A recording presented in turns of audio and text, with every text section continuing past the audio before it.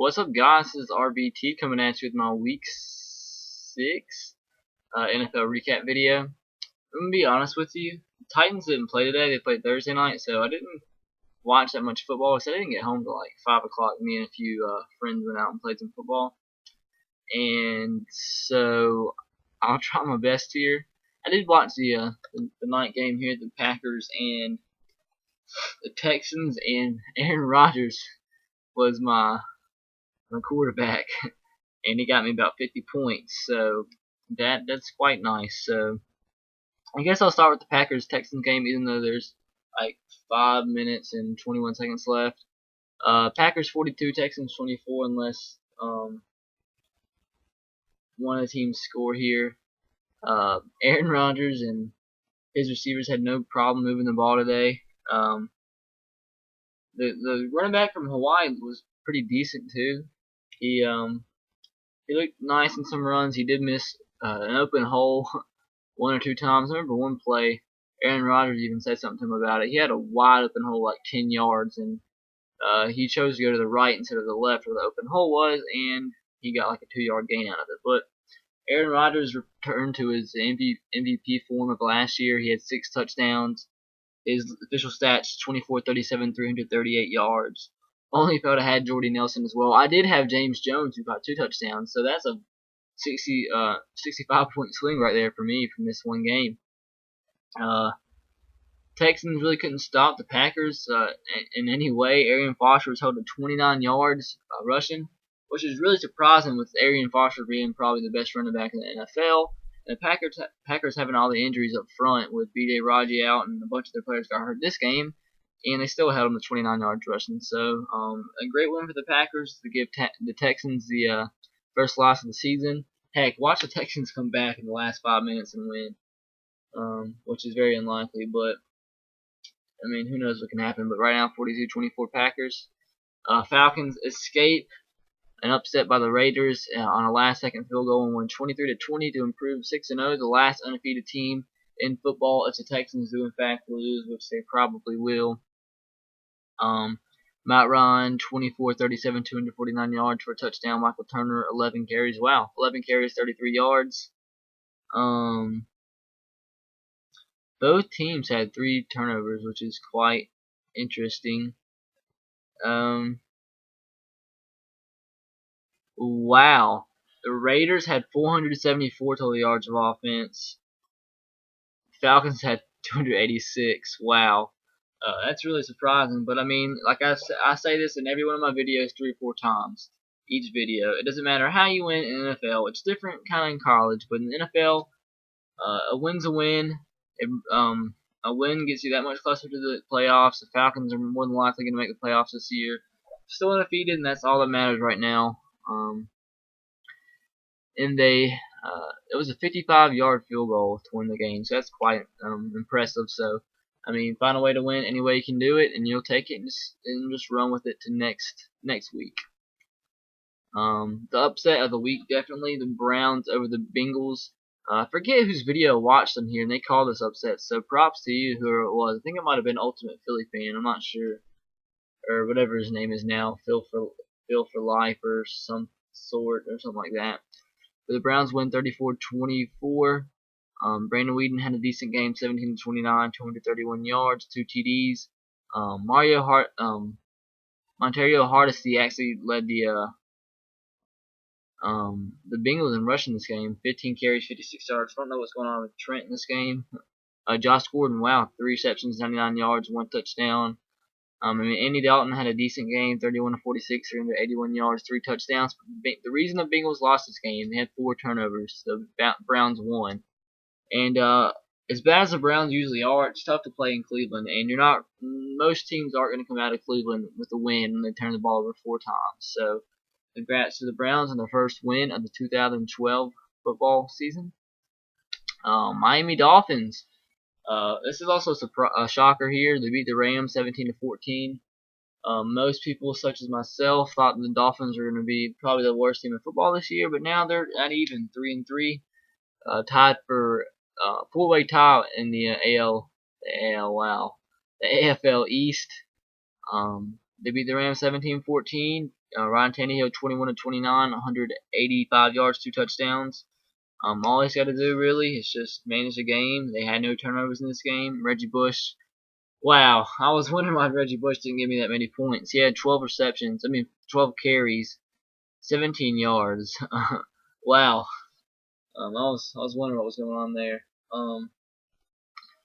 But yeah, the Rams didn't even score a touchdown in this game. It was all field goals. No, yeah, I don't know. No, it wasn't. They scored 1 touchdown, I think. I'm not sure. But anyway, the Dolphins won 17-14. Congrats to the Dolphins. And they are now 2-1 at home. Dang. Let's talk about shockers. This is a shocker too, I guess you could say. The Jets beat the Colts 35-9. I think I predicted the Jets to win this game. I'm not sure. But even if I did, I know I didn't predict them to win by this much. The Jets, they're a hit and miss team. I don't understand them. One week they can be the worst team in football. The next week they can just absolutely blow a team out, which makes no sense. But a win's a win. Sean Greene had a huge game, 32 carries, 161 yards, 3 touchdowns. That is a fantasy owner's dream right there, and I wish I would have had him. Andrew Luck ended up 22 44, 280 yards, no touchdowns. In this game, the Colts didn't score any touchdowns. Vick Ballard, who was filling in for the injured running back of the Colts, had 8 carries, 25 yards. Mark Sanchez only had 82 yards rushing, but he added on 2 touchdowns. And you really don't have to throw the ball that much if your running back did as well as Sean Greene did. So the Colts had 4 turnovers. Wow. Even without Darrelle Revis, the Jets defense is forcing turnovers. So Jets now are even 3-3. Got the win at home. And congrats to the Jets. The Lions beat the Eagles in overtime 26-23. I saw a few Eagles fans on here calling for Andy Reid's head and Michael Vick's head. So I suppose Michael Vick had another bad game turning the ball over. It was 28-46, 311 yards, 2 touchdowns, 9 carries, 59 yards. Jeremy Maclin led the Eagles, 6 receptions, 130 yards, 1 touchdown. On the flip side, with the winning team, Matthew Stafford, 22-45, 311 yards, 1 touchdown. Michael Leshoure, 15 carries, 70 yards, and Calvin Johnson, 6 receptions, 135 yards. They had to rally in the fourth quarter to score 17 points to tie the game up. Go into overtime, kick the field goal, and win the game. Definitely a shocker here. I think everybody was predicting the Eagles, especially with this game being in Philadelphia. It's a tough place to play, and I don't think anybody thought a team like the Lions could beat the Eagles in Philadelphia. And definitely the reason the Eagles lost this game is because they had 3 turnovers to the Lions 1. You give Matthew Stafford and that offense 3 extra opportunities, 3 extra possessions. They're going to do something with it, and they're going to end up beating you. So, congrats to the Lions. They've been struggling so far this year, but maybe they can turn it around. And no better way to do it than a win over the Eagles in Philadelphia. Didn't even see too much on this game. The Bucks beat the Chiefs 38-10. Chiefs are just sad. A really, really terrible team this year. Maybe the worst in football. I didn't really think too much of this game because Brady. I thought the Buccaneers were going to blow them out, especially with Matt Castle being out. Jamal Charles, for the Chiefs to have a chance in this game, he was going to have a huge game. Ended up with only 12 carries, 40 yards. Buccaneers improved to 2-3. Both their wins at home this year. Doug Martin, 13 carries, 76 yards. And Buccaneers 38-10. Congrats to Bucs fans. Ravens beat the Cowboys 31-29 after a late rally by the Cowboys. Joe Flacco 17-26, 234 yards and touchdown. Ray Rice 16 carries, 63 yards, 2 TDs, and Anquan Boldin led the team, 5 receptions, 98 yards. Tony Romo definitely improved from that Monday Night Football game where he threw, 4 or 5 interceptions, 25-36, 261 yards, 2 touchdowns. Marco Murray, 14 carries, 92 yards. Des Bryant, 13 receptions. Oh my God.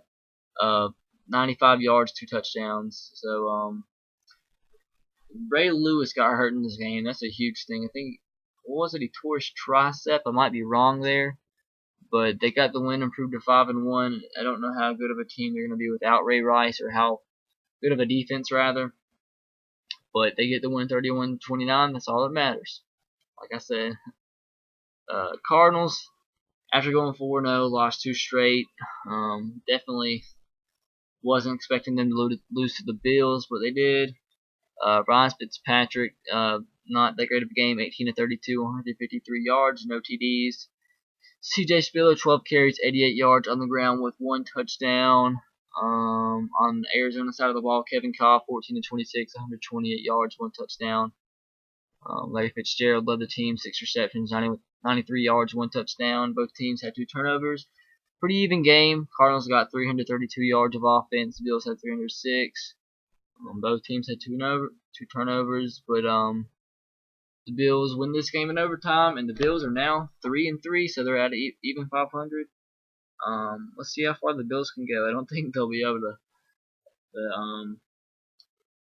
I don't think they're gonna play like this every week. I think the Cardinals. I don't know what happened to the Cardinals, but I really don't know. I don't know. This was definitely a shocker to me. A lot of shockers this week, definitely. Oh yeah. And speaking of shockers, I'm saying shocker in just about every game. The Seahawks beat the Patriots 24-23 and improved to 3-0 at home. Seattle's probably the most difficult place to play at in all NFL. That's what I'm saying. Nobody expected them to beat the Patriots. And what's going on in New England? I mean, Patriots are now 3-3, 2-2, away from Gillette Stadium. Tom Brady did have a big game, 36-58, 395 yards, 2 touchdowns. The Seahawks and their talented front 7. I mean, they did stop the running game of the Patriots. Stephon Ridley, 16 carries, only 34 yards. Wes Welker ended up 10 receptions, 138 yards with a touchdown. On the flip side of things, on the winning team, Seahawks, Russell Wilson, 16-27, 293 yards, 3 touchdowns. That's definitely a huge game by Russell Wilson. I'm pretty sure he did better than a lot of people expected against the Patriots defense. They had to rally late, score 2 touchdowns pretty late in the fourth quarter to win this game by a point. I mean, I think Tom Brady had about 2 minutes left. I might be wrong. Maybe less than 2 minutes to go down the field and score at least a field goal to win the game. But the Seahawks defense came up big and sealed the victory. Sidney Rice led the team, 3 receptions, 81 yards. I mean, if you expected going into this game, the Seahawks had a chance that Marshawn Lynch was going to have a huge game, possibly over 100 yards rushing. He had 15 carries, 41 yards. And you don't think you really can rely on a guy like Russell Wilson to beat the Patriots, but I mean, the guy's been shocking the country ever since he's been the quarterback at NC State. So why stop now? I mean, he's proved he can be an NFL quarterback. I'm probably taller than him. I'm like 5, almost 5'10". I'm probably taller than him for real. But I mean, he's going to continue to shock the world. I mean, he solidified himself as right now at least a decent NFL quarterback, and he can have games like this. His team's gonna win. I mean, Seahawks sitting pretty right now, 4-2. We got to see how they can do away from home, but I mean, win's a win, 24-23. Take it and leave with it over the New England Patriots. Huge win and a huge upset. The Giants beat the 49ers 26-3. This was another shocker to me, especially with the final score. God dang, every other game I'm gonna say is gonna be a shocker. Every single game.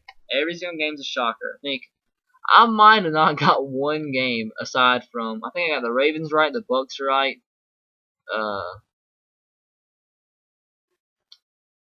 and the Falcons right. I think it's the only 3 games I got right. So this has definitely been an upset week. Giants win 26-3.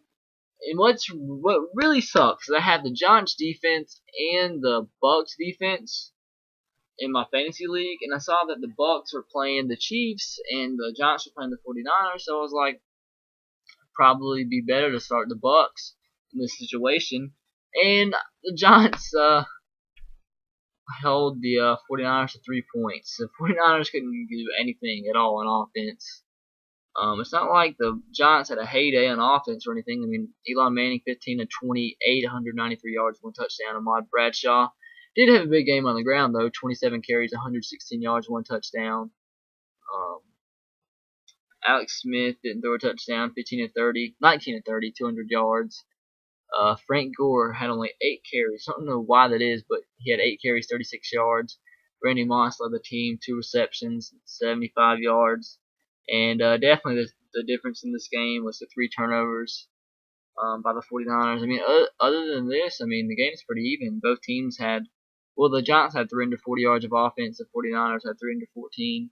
So, I mean, turnovers, like I said, are going to win you the game. If you have a plus column or plus in the turnover column, you're more than likely going to win the game. And I didn't really expect the Giants to win this game, especially by 23 points. So, congrats to the Giants. I don't know what else to say. They are 4-2 now, and 49ers are 4-2 now. So, yeah. And Redskins beat the Vikings 38 to 26. What can you say? RG3 had a huge game, man.